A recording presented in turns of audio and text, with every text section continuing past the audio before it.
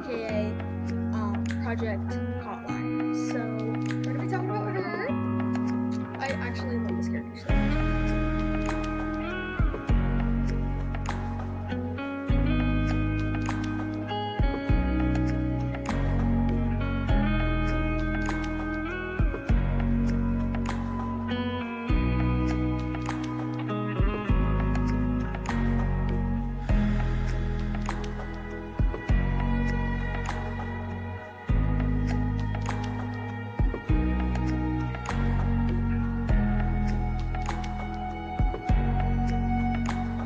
Hi guys, this is past Nora. I guess you'll be seeing this in the future, but I just finished my first draft, so I'm moving on to the editing stage soon, and I can't wait for you guys to read my book.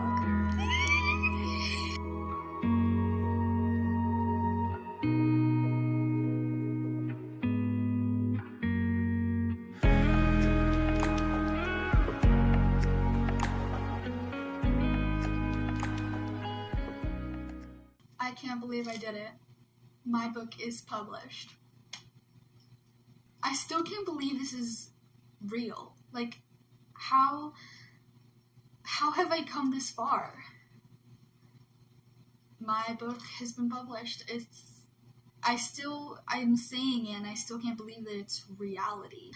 I'm so incredibly happy that I have finally been able to make this happen, and I really hope that a lot of people are able to enjoy my book and are able to get my book, because I put so much hard work and love into this book. I would like to thank a few people for helping me along my journey. First, I'd like to thank my friend Joy, who has helped me along this journey. She has done a bunch of proofreading on my book. I am incredibly thankful for all of the help she's given me and love and incredible support she's given me.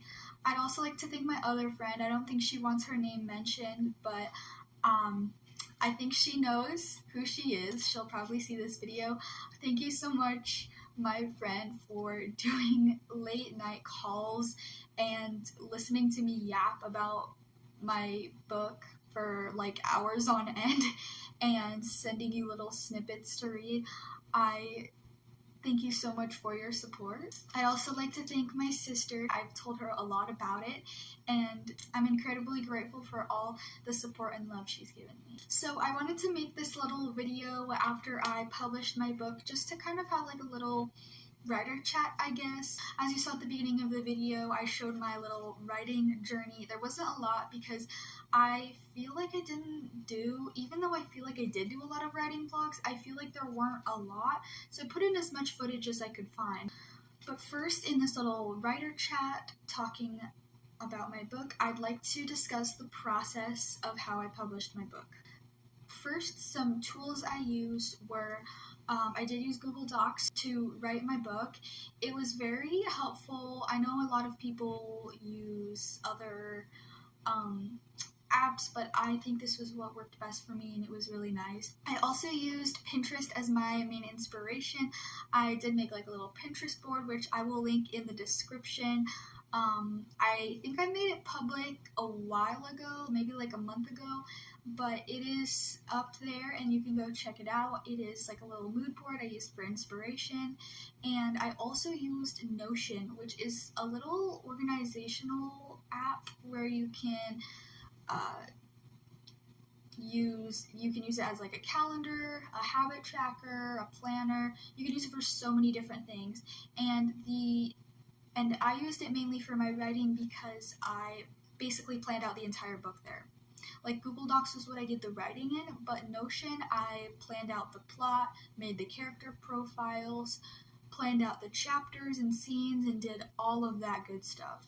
My motivation that I used was I thought about my own problems that I've had in the past and I'm still going through, which I can't discuss sadly, but I wish I could.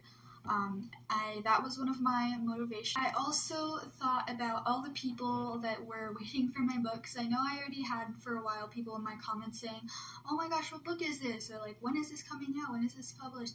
So I just thought about Oh my gosh, people actually want my book, and all my friends that were asking for it too. And also, I know this is kind of basic, but just the idea of publishing my own book, like this is my own work. It took me like half a year to make, which doesn't seem like a lot, but I did start like planning it out before then for a while, so it probably in total took me a year to make. But the idea of putting so much work into a project and finally revealing it for everyone to get and read and enjoy is just amazing to me. And lastly, in my process, I want to discuss the editing and the actual writing itself. Editing took me lots of time. It is probably the most tedious part of writing because it's like you have to read it over and over until your eyes are basically bleeding, and then it kind of makes you think, oh wait, maybe my writing is bad because you've stared at it for so long. But that is why I had proofreaders, which I would like to thank my proofreaders. Thank you so much. They will be listed as contributors on my book. And for me, something I did want to say is just the reality of actually finishing your book is crazy. Just like once you type the end and like press that last period is so unreal. It's like you are never going to write that book again. People always talk about, oh, I wish I could read that book for the first time or watch that movie again for the first time. But they never talk about writers not being able to write their book again, ever again. Like, once you're finished, that's the end. I mean, you have editing, but it's not the same. Next, I want to talk about my worries that I've had throughout my writing process. I've had some pretty big worries, which some of them are likely to come true, but I'll deal with them when I get to them. Probably my biggest worry is relatives or other adults in my life finding my work.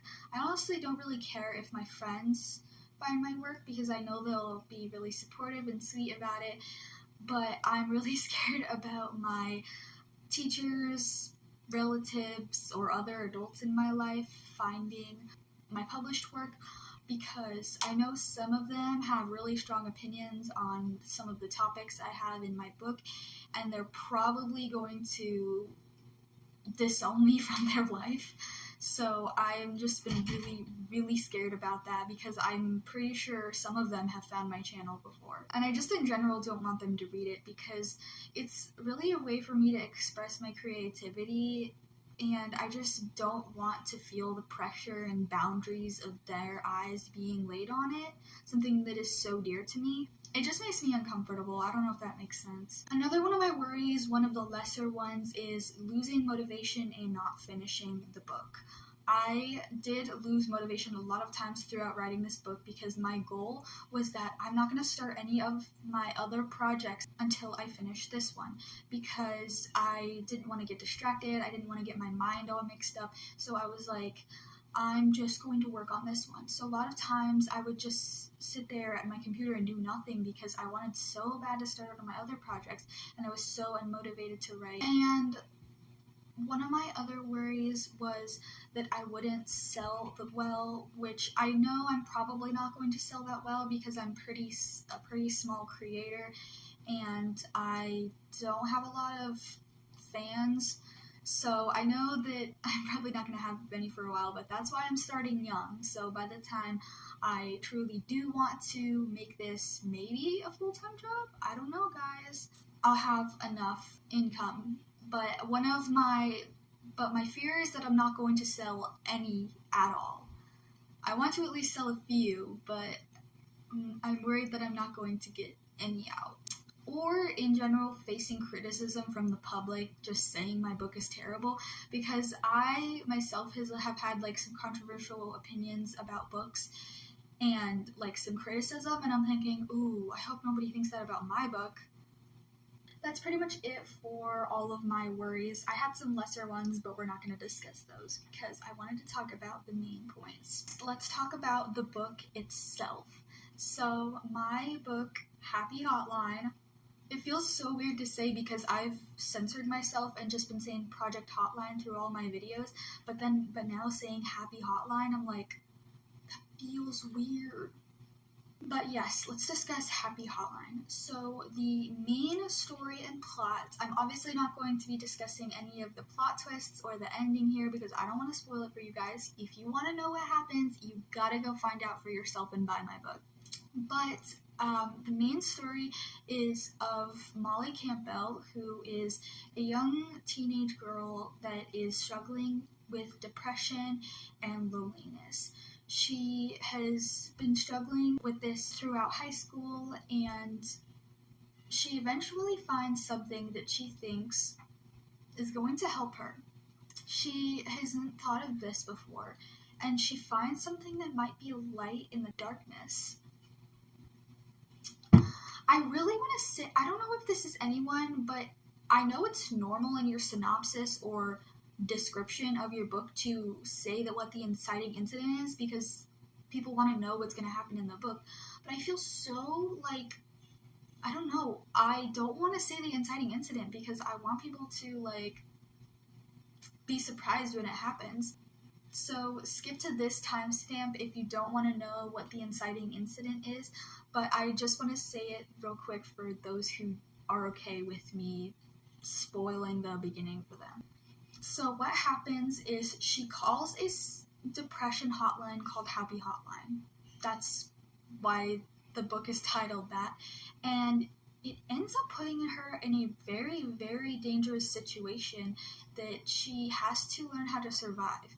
And with her already crumbling brain and mental health, she has to figure out how to navigate through this deadly, sinister situation. Let's discuss the main character, Molly Campbell.